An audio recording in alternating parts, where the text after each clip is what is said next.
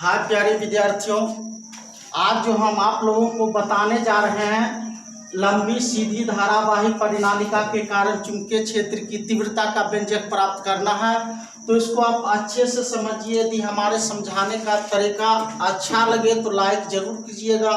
और हम जो वीडियो बनाने का प्रयत्न करते हैं, हम सोचते हैं कि विद्यार्थियों की कठिनाइयों को ध्यान में रखते हुए, जहां विद्यार्थियों की कठिनाइयां होती है उसको दूर करते हुए हम अधिक से अधिक मटेरियल देने का प्रयत्न करते हैं, जिससे विद्यार्थी अच्छे से अच्छे समझ सके। तो देखिए बाबू, समय नहीं लेते हुए हम बताते हैं, क्योंकि सब लॉन्ग क्वेश्चन होती है और लॉन्ग क्वेश्चन के हल के लिए समय अधिक लगती है। तो हम बता रहे हैं लंबी सीधी धारावाही परिनालिका निकालना। तो परिनालिका होती क्या है? तो इसमें बीचों बीच या तो नर्म लोहे का नाल लिया जाता है, या तो गत्ता लिया जाता है, या जो काठ भी ले सकते हैं। इसके ऊपर आप लोग देखे हुए एल्युमिनियम या तांबे के तार की लपेटी हुई अनेक फेरे की कुंडली होती है। तो ये तार जो लपेटा जाता है, ये एक के ऊपर एक रहती है, जिसके इससे यह स्पष्ट होती है। इससे हम धारा का यदि प्रवाह करेंगे, इससे हम धारा का प्रवाह करेंगे तो कैसे परिपथ से जाएगा? बंद परिपथ से, क्योंकि बंद है। तो अब बंद परिपथ से यदि धारा का प्रवाह होता है तो इसके लिए निकालने का नियम कौन दिए हैं? एम्पियर के हैं बंद परिपथ के परितः चुंबकीय क्षेत्र की तीव्रता। इसके पहले आप लोग बायसवाल्ट के नियम से निकाल रहे थे, तो बायसवाल्ट के नियम में बंद परिपथ नहीं लगता था। लेकिन यहाँ चूंकि परिपथ बंद है, हम एक के ऊपर एक तार इस पर डाले तो ये जब भी परिपथ, ये अब एक तार सिंगल तार रहेगा तो ये बंद नहीं रहती है, इसके लिए बायसवाल्ट के नियम से निकलती है। लेकिन एक के ऊपर एक तार है तो ये कैसे परिपथ से धारा का प्रवाह हो रहा है? तो बंद परिपथ। तो बंद परिपथ के लिए बायसवाल्ट नियम नहीं दिया। तो चुंबकीय यहाँ आपको डाउट होगी, इसीलिए हम समझाना चाह रहे हैं, क्योंकि चुंबकीय क्षेत्र की तीव्रता का व्यंजक निकालना। तो चुंबकीय क्षेत्र की तीव्रता का व्यंजक इसके पहले आप लोग बायसवाल्ट के नियम से निकाले थे। लेकिन अभी जो आप चुंबकीय क्षेत्र की तीव्रता का व्यंजक निकालेंगे तो ये कैसे परिपथ से? बंद परिपथ से। तब बंद परिपथ के लिए जो नियम दिए हैं बायसवाल्ट नहीं, कौन दिए हैं? एम्पियर। इसके पिछले कक्षा में हम बताए थे। और एम्पियर के हैं किसी बंद परिपथ। ये कैसा परिपथ है? बंद। किसी बंद परिपथ के परितः चुंबकीय क्षेत्र की तीव्रता, चुंबकीय क्षेत्र की तीव्रता का रेखा समाकलन उसी बंद परिपथ से होकर, या उसी बंद जो है घिरे हुए आकृति से होकर गुजरने वाली कुल विद्युत धारा का μ0 गुना, कुल विद्युत धारा का μ0 गुना होता। तो यहाँ स्पष्ट है, किसी निकालना चुंबकीय बंद परिपथ के लिए एम्पियर नियम दिए हैं, तो एम्पियर के नियम से निकालना बंद परिपथ में चुंबकीय क्षेत्र की तीव्रता का, चुंबकीय क्षेत्र की तीव्रता। तो उसी बंद परिपथ के परितः चुंबकीय क्षेत्र की तीव्रता का रेखा समाकलन निकालना होगा, और उसी बंद परिपथ से होकर गुजरने वाली आपको कुल विद्युत धारा निकालना होगा।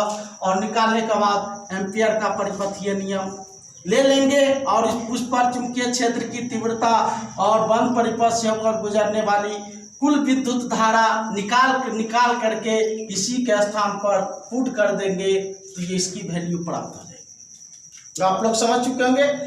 बंद परिपथ से होकर गुजरने वाली निकालना है, बंद परिपथ में लगाना है एम्पियर का नियम। तो इसके लिए सबसे पहले बंद परिपथ के परितः चुंबकीय क्षेत्र की तीव्रता का रेखा समाकलन निकालना होगा बाबू। इसकी वैल्यू निकाल लेंगे और उसी बंद परिपथ से होकर गुजरने वाली कुल विद्युत धारा निकाल लेंगे, इसी का कुल μ0 गुना कर देंगे, तो ये निकल जाएगी इसकी वैल्यू का। और बंद परिपथ, ये बंद परिपथ है तो इसको बंद करना होगा। तो बंद करने के लिए जैसी आकृति लेती है, एक काल्पनिक आकृति ले लेंगे, है ना। ये आप लोग उतार लीजिएगा कॉपी की सतह पर, आप उतार करके जब ये सारांश में, क्योंकि यहाँ सारांश बता रहे हैं तो ये घेरा रहा है,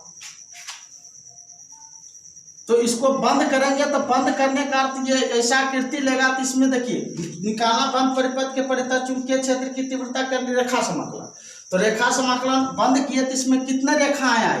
एक रेखा ए से बी आया, दूसरा बी से सी आया, तीसरा सी से डी आया और चौथा डी से ए आया।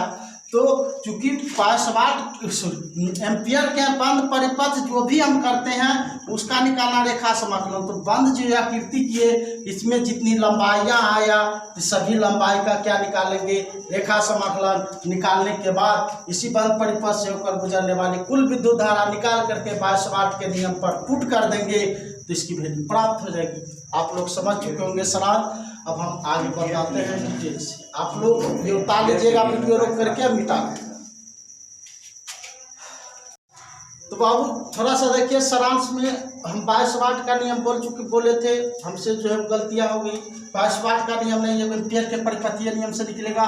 तो कहने का बंद परिपथ से होकर गुजरने बंद परिपथ के परितः चुंबकीय क्षेत्र की तीव्रता का रेखा समाकलन, बंद परिपथ के परितः चुंबकीय क्षेत्र की तीव्रता का रेखा समाकलन निकाल लेंगे और उसके बाद उसी बंद परिपथ से होकर गुजरने वाली कुल विद्युत धारा निकाल लेंगे। उसी का म्यू 0 गुना हो जाए। बोलने में मिस हो गई थी तो जो हम मिस किए वो बता दिए। कहने का तात्पर्य बंद परिपथ से होकर गुजरने वाली चुंबकीय क्षेत्र की तीव्रता का रेखा समाकलन और उसी बंद परिपथ से होकर गुजरने वाली कुल विद्युत धारा निकाल के इसी पर एम्पियर के परिपथीय नियम पर पुट कर देंगे, वैल्यू मान प्राप्त हो जाएगी। देखिए अब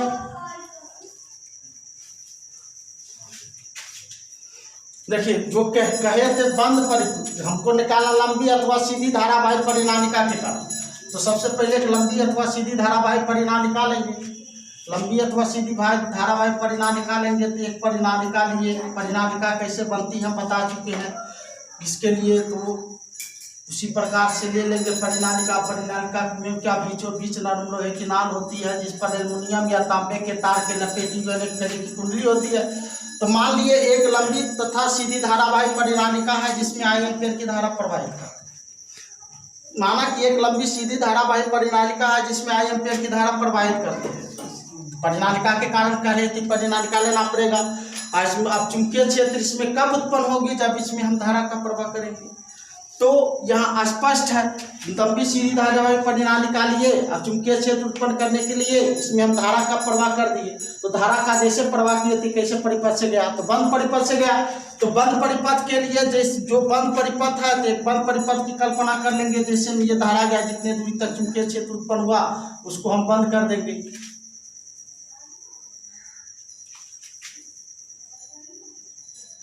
एक ये काल्पनिक पृष्ठ लिए बंद करने के लिए।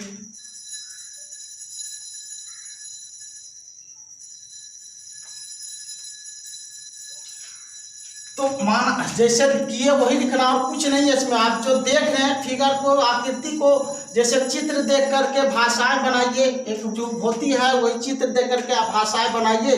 आप स्वयं लिखिए। एक परिनालिका लिए इसमें धारा का प्रवाह किए, कैसे परिपथ से गया, बंद परिपथ से। इसी परिपथ को हम बंद कर दिए। बंद किए तो इसमें 4 लंबाई आया।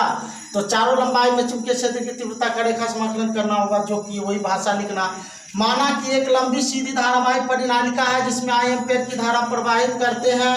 अब क्या किए, एक काल्पनिक बंद, एक काल्पनिक बंद पृष्ठ एक काल्पनिक बंद आयताकार पृष्ठ ABCD की कल्पना करते हैं। जैसे धारा गया तो कैसे परिपथ में बंद, तो इसको बंद कर लिए। तो जो बंद किए, जो काल्पनिक पृष्ठ लिए उसका नामकरण किए वही लिख देना। माना कि एक लंबी सीधी धारावाहिक परिनालिका है जिसमें आई एम्पियर की धारा प्रवाहित करते हैं। तो ये बंद परिपथ में गया, इसको बंद किए तो वही भाषा लिख देना है। एक आयताकार बंद परिपथ ABCD की कल्पना करते हैं। एक आयताकार बंद परिपथ ABCD की कल्पना करते हैं जिसकी भुजा AB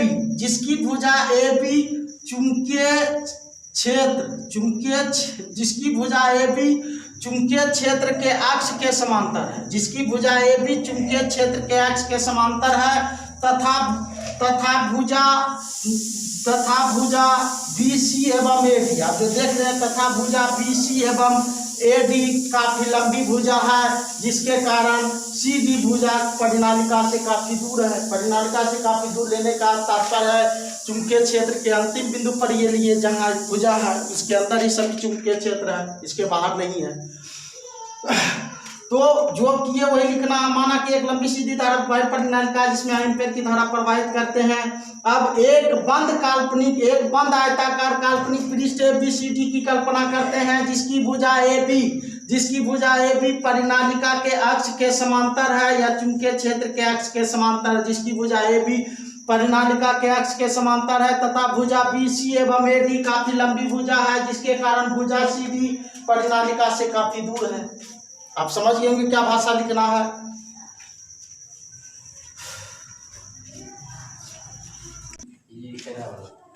हाँ, तो प्यारे बच्चे हम बताए थे चित्र के आधार पर लिखिए भाषा। तो क्या हम जैसे बताए थे, माना कि एक लंबी सीधी धारावाही परिनालिका के कारण निकालना था। इसके लिए क्या माना कि एक लंबी सीधी धारावाही परिनालिका है जिसमें एम्पीयर की धारा प्रवाहित होती है, जिसके प्रति एकांक लंबाई, जिसके प्रति इसमें परिनालिका है तो इसमें तार के फेरा हो गई, जिसके प्रति एकांक लंबाई में तार के n फेरे हैं। जो बताए वही लिखे। माना कि एक लंबी सीधी धारावाही परिनालिका है जिसमें एम्पीयर परिवृत्ता की धारा प्रवाहित करते हैं, जिसके प्रति एकांक लंबाई में तार के n फेरे हैं। अब क्या किए, जैसे प्रवाह किए तो बंद परिपथ में धारा गया तो इसको बंद कर लिए। अब ए बी सी डी एक बंद आयताकार परिपथ है जिसकी भुजा ए बी परिनालिका के अक्ष के समांतर है, जिसकी भुजा ए बी परिनालिका के अक्ष के समांतर है तथा भुजा बी सी एवं ए डी काफी लंबी भुजा है, जिसके कारण सी डी भुजा परिनालिका से काफी दूर है। जो कि ये वही लिख दिए। इसमें आप लोग भाषा स्वयं लिख सकते हैं, समझ चुके होंगे। अब यहाँ देखिए, अब इस भाषा लिखने के बाद ये निकलेगा किस एम्पीयर के परिपथीय नियम से। एम्पीयर के परिपथीय नियम कहता है किसी बंद परिपथ के परिता चुंबकीय क्षेत्र की तीव्रता, किसी बंद वक्र के परिता चुंबकीय क्षेत्र की तीव्रता का रेखा समाकलन उस बंद वक्र द्वारा घिरे क्षेत्रफल से होकर गुजरने वाली कुल विद्युत धारा का μ0 गुना होता है। कहने का अर्थ उस बंद वक्र द्वारा गुजरने वाली कुल विद्युत धारा निकाल लेना है। बंद वक्र के परिता चुंबकीय क्षेत्र की तीव्रता का रेखा समाकलन निकाल करके इस पर पुट कर देंगे। कहने का तात्पर्य दोनों मान में से पहले कोई भी एक मान की वैल्यू प्राप्त कर सकती हैं। पहले हम धारा की वैल्यू प्राप्त करते हैं। चूंकि देखिए, मान लीजिए प्रति एकांक लंबाई में तार के n फेरे, प्रति एकांक लंबाई में तार के n फेरे। मान लो जो है तार की टोटल लंबाई l है, तार की टोटल लंबाई l है, परिनालिका की टोटल लंबाई l है, तो इसमें तार की कुल संख्या, फेरों की संख्या कितना होगी, तो n गुना l। चूंकि प्रति एकांक तार की परिनालिका की लंबाई l है, प्रति एकांक लंबाई में तार के n फेरे हैं, तो क्या कितना हो जाएगी, n गुना l। एक फेरा में आई धारा, कितना फेरा में कितना धारा आ जाएगी, तो NL आई। तो परिनालिका से प्रवाहित कुल विद्युत धारा निकाल लेंगे पहले हम।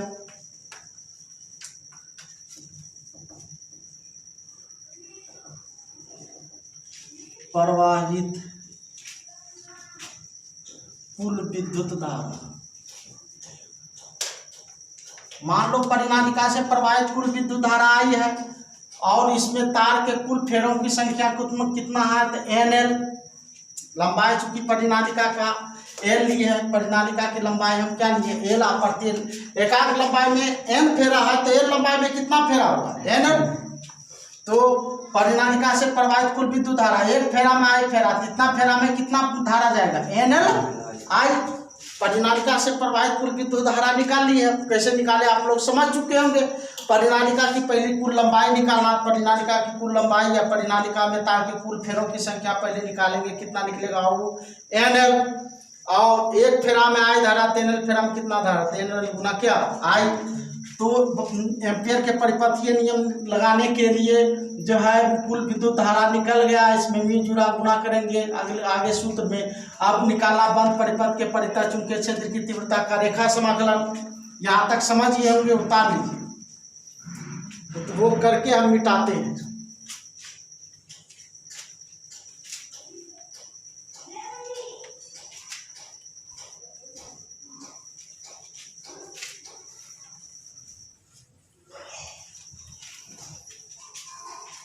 परिनालिका से प्रवाहित कुल विद्युत धारा बाबू निकाल लिए। अब बंद परिपथ के परिता चुंबकीय क्षेत्र की तीव्रता का रेखा समाकलन निकालना, तो ले लेंगे बाबू बंद परिपथ के परिता चुंबकीय क्षेत्र की तीव्रता का रेखा समाकलन। तो बंद परिपथ के परिता चुंबकीय क्षेत्र की तीव्रता का रेखा समाकलन निकाले। तो बंद जो परिपथ किए हैं इसमें कितना रेखा है, एक रेखा A से B, दूसरा B से C, तीसरा C से D, चौथा क्या D से। तो सभी में लंबाई में निकालेंगे चुंबकीय क्षेत्र की तीव्रता का रेखा समाकलन। बंद परिपथ पहला लंबाई क्या है, ए से बी में निकालना चुंबकीय क्षेत्र की तीव्रता का रेखा समाकलन। फिर प्लस दूसरा लंबाई कहाँ से कहाँ तक, बी से सी में बंद परिपथ के परिता चुंबकीय क्षेत्र की तीव्रता का रेखा समाकलन। फिर प्लस जितने लंबाई है सभी में निकालना है, क्यों, क्योंकि ये कह रहा बंद परिपथ के परिता चुंबकीय क्षेत्र की तीव्रता का रेखा समाकलन। तो जितने रेखा है सब में चुंबकीय क्षेत्र की तीव्रता का रेखा समाकलन निकालना है। इसका तो जितने पहले लंबाई ए से बी, तो ए से बी में लिए चुंबकीय क्षेत्र की पहली लंबाई ए से बी है, तो ए से बी में लिए चुंबकीय क्षेत्र की तीव्रता का रेखा समाकलन। दूसरा लंबाई है बी से सी में चुंबकीय क्षेत्र की तीव्रता का रेखा समाकलन। फिर प्लस तीसरा जो लंबाई है सी से डी ले लेंगे, सी से डी में बंद परिपथ के परिता चुंबकीय क्षेत्र की तीव्रता का रेखा समाकलन। फिर प्लस चौथी लंबाई जो है आपका डी से ए में चुंबकीय क्षेत्र की तीव्रता का रेखा समाकलन। समझ गए होंगे कैसे लिए। अब चलिए अब आगे, अब देखिए चूंकि बी के दिशा चूंकि बी की दिशा पर ए डी एवं बी सी लंबवत है, तो डी और ए पर भी लंबवत है, लंबवत पर कोई कार्य होती नहीं है, तो कोई कार्य नहीं होती है, तो इस पर चुंबकीय क्षेत्र की तीव्रता का रेखा समाकलन शून्य होगी। तो ये दोनों भुजा जो दिए हैं इस पर चुंबकीय क्षेत्र की तीव्रता का रेखा समाकलन क्या होगा बाबू, शून्य होगी। किस किस पर शून्य होगी, बंद परिपथ बी से सी में चुंबकीय क्षेत्र की तीव्रता का रेखा समाकलन वही होगा जो डी से ए में होगा, तो डी से ए में ले लेंगे, डी से ए में चुंबकीय क्षेत्र की तीव्रता का रेखा समाकलन दोनों पर कितना होगा वैल्यू बाबू 0, क्यों, क्योंकि बीस ये दोनों लंबवत है, लंबवत पर कोई कार्य होती नहीं है, तो जो यहाँ वैल्यू है लिए बी से सी पर चुंबकीय क्षेत्र की तीव्रता का रेखा समाकलन बराबर दोनों पर 0 है, तो बराबर कर दिए, ये 0 ले लिए दोनों पर। तथा और सी डी भुजा परिनालिका से काफी दूर है, चूंकि हम दिए थे बी सी और ए डी भुजा काफी लंबी है, बी सी और ए डी भुजा काफी लंबी है, तो ये भुजा काफी लंबी है, तो सी डी भुजा परिनालिका से काफी दूर होगी। तो काफी दूर का अर्थ है चुंबकीय क्षेत्र के ये बाहर है, चुंबकीय क्षेत्र के बाहर, तो इस पर भी चुंबकीय क्षेत्र की तीव्रता का रेखा समाकलन शून्य होगी। तो वही ले लेंगे, कहाँ से कहाँ तक बाबू, कौन भुजा काफी दूर है, सी डी भुजा, तो सी से डी पर चुंबकीय क्षेत्र की तीव्रता का रेखा समाकलन भी इस पर क्या निकलेगा बाबू, शून्य निकलेगा। ये वैल्यू आप पुट कर दीजिए उसमें। तो बंद परिपथ के परिता चुंबकीय क्षेत्र की तीव्रता का रेखा समाकलन बराबर जो लिए है यहाँ ले लेंगे, ये वैल्यू निकाले पुट कर देना इस पर, क्या होगा ए से बी पर चुंबकीय क्षेत्र की तीव्रता का रेखा समाकलन और प्लस बी से सी पर 0, फिर सी से डी पर भी देख रहे बाबू क्या है 0, फिर डी से ए पर भी क्या है बाबू 0 को भी संख्या में जुटती है, खुद वही संख्या होती है, ये इसमें जुटेगा तो यही संख्या रह जाएगी। तो बंद परिपथ के परिता चुंबकीय क्षेत्र की तीव्रता का रेखा समाकलन या का चिन्ह दे दीजिएगा, चुंबकीय क्षेत्र की तीव्रता का रेखा समाकलन बचा क्या, ए से बी पर चुंबकीय क्षेत्र की तीव्रता का रेखा समाकलन।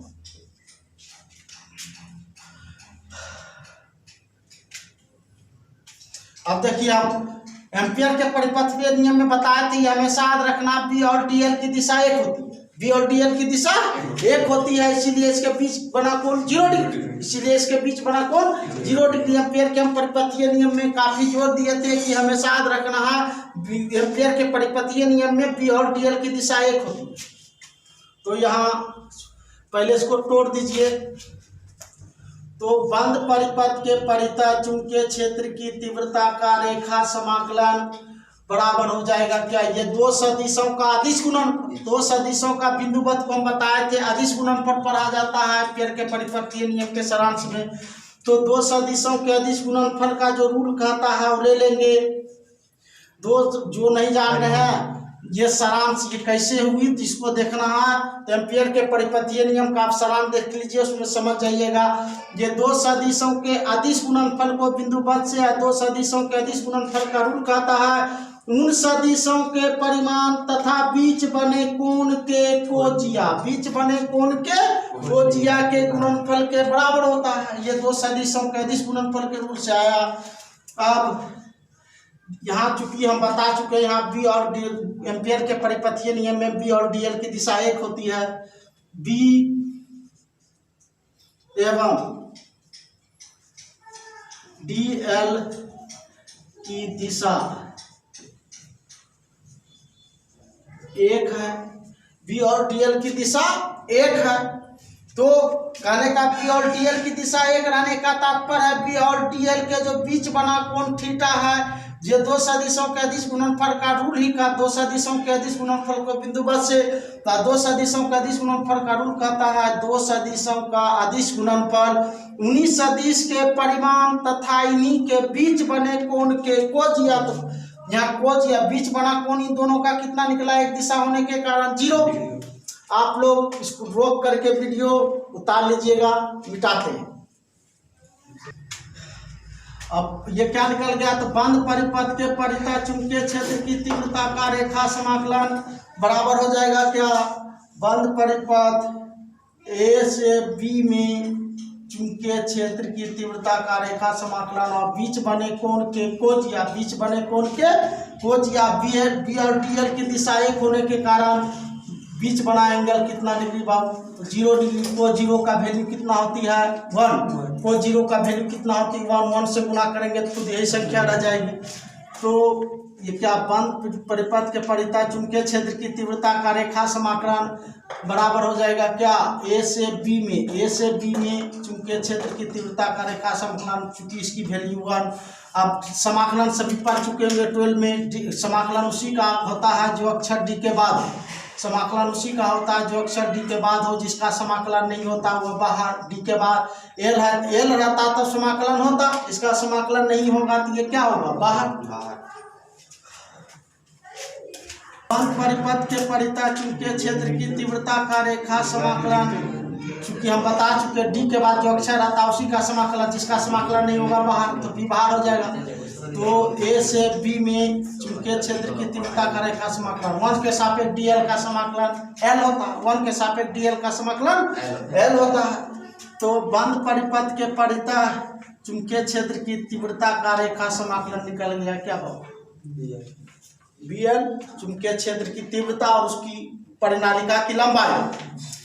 अब बंद परिपथ के परितः चुंबकीय क्षेत्र की तीव्रता का रेखा समाकलन निकाल लिए, बंद परिपथ से होकर गुजरने वाली कुल विद्युत धारा भी निकाल लिए।